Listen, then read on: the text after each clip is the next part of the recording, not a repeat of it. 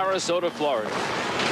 The fireworks might light up the sky, but it's these guys who'll light up the water with their version of aerial displays. Get ready, the fuse is lit for the American Powerboat Association's Baja Offshore Series.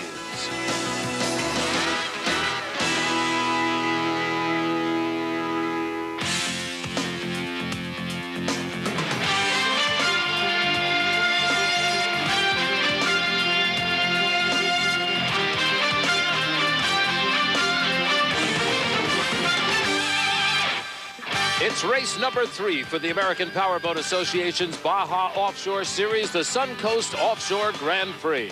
Hello, everyone. I'm Dick Crippen, and welcome to Sarasota, Florida. Well, 9 classes of offshore powerboats have come in to encompass 2 days of racing here in Sarasota. Over 70 boats are assembled for this, the climax of the Suncoast Offshore Grand Prix. Now, earlier in the week, about 30 boats went out on the Kilo course trying to establish new world records, and 8 boats did accomplish that feat. Forrest Barber went out in Drambuie on ice and established a new world speed record at over 154 miles per hour. Because of that, speed has been the talk of the circuit.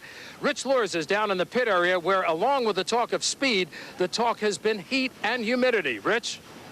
It is searingly hot down here, but not as hot as the speeds have become in the open class. In spite of the APBA's best efforts to reduce speed by reducing compression in the engines, the open class boys have found a way to increase speeds 20 miles an hour in the past year. How'd they do that? Well, part of the answer is right here. Last year, you would have been able to see this lower unit. Right now, it's covered up. Why? Because of the development work that's going on down here. This is the part of the boat that, at 150 plus miles an hour, is below the water line at full speed.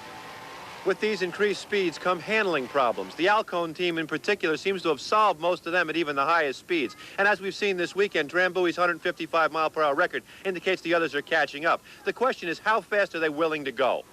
Well, I think in a race conditions, we have to go fast enough to beat the competition. And that is going to be determined on a race-by-race basis. Well, you know, I don't want to blow over backwards, get hurt at my age, or any age, but, you know, I'll push it. We're willing to go as fast as it takes to win a race. If that's what it takes to run 155, 153 miles an hour in a race, during a race, we can go that fast. If you make a mistake at that speed, I don't even know if the 3 divers I've got in a helicopter behind is going to be enough to help, but we're still going to go as fast as we have to go. If you can't do that, you don't need to be out there.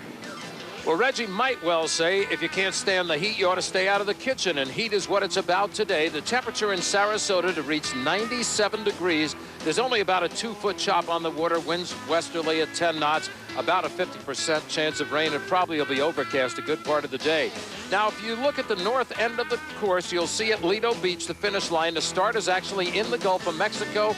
It's kind of like a road course. They're going to have to be turning right and left on this one. You know, the Suncoast Grand Prix is a lot more than just a boat race. It's 10 days of festivities like this downtown parade. Believe it or not, this attracted over 20,000 spectators.